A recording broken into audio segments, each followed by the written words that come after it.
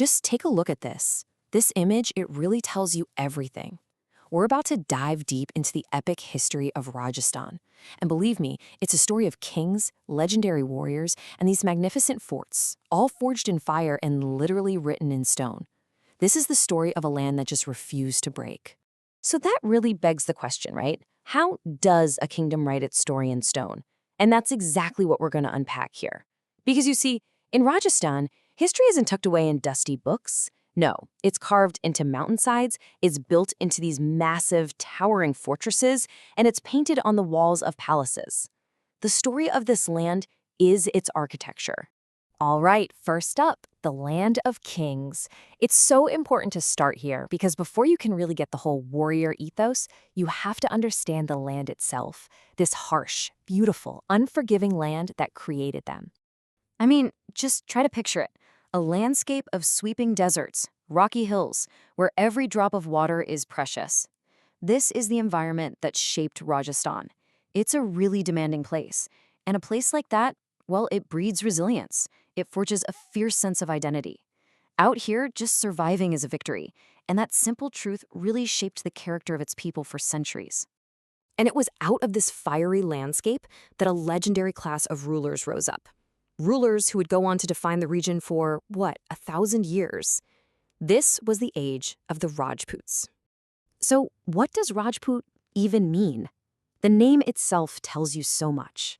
It comes from the Sanskrit Rajaputra, which literally means son of a king. But this wasn't just a title. It was a whole identity.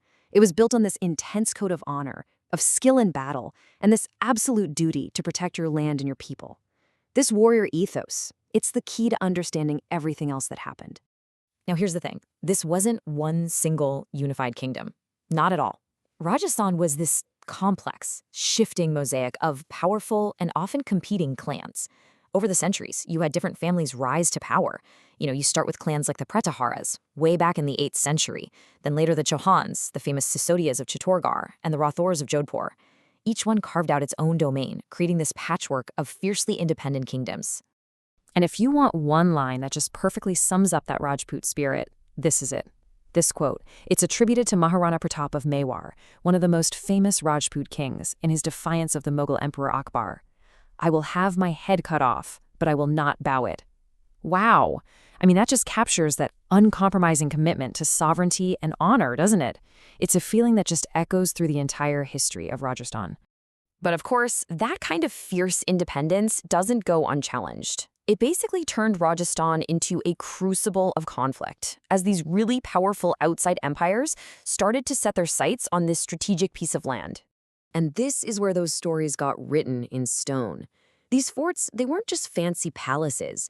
They were serious military strongholds. They were the very heart of Rajput resistance. Places like Chittorgarh and Mehrangarh, they literally became the stages for some of the most dramatic sieges and legendary battles in all of Indian history. So when the Mughal Empire came along with its just overwhelming might, the Rajput kingdoms had to make a choice, and they basically split into two camps. On one side, you had states like Mewar. They chose fierce, unrelenting resistance, and in doing so created these legends of valor that people still tell today. But then on the other side, you had states like Amber, which is now modern-day Jaipur. They chose a more strategic path, using marriage and military alliances to secure their power.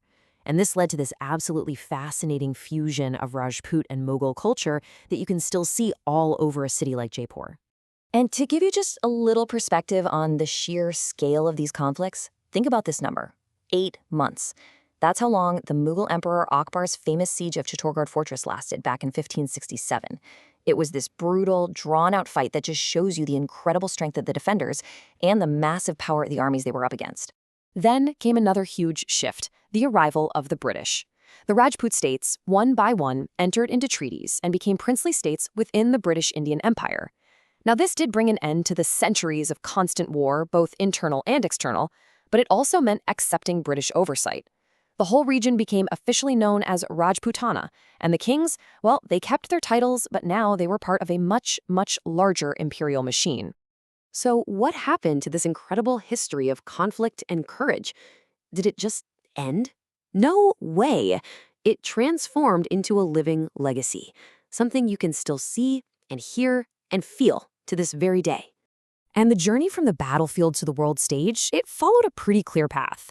It all started with royal patronage, right? The kings would sponsor artists and craftsmen, and these artisans developed these really unique styles of painting, textiles, and jewelry that flourished. Those traditions were then passed down generation after generation, becoming a living, breathing culture. And today? Well, today they're celebrated as global icons of Indian heritage. And this is why it all matters so much today.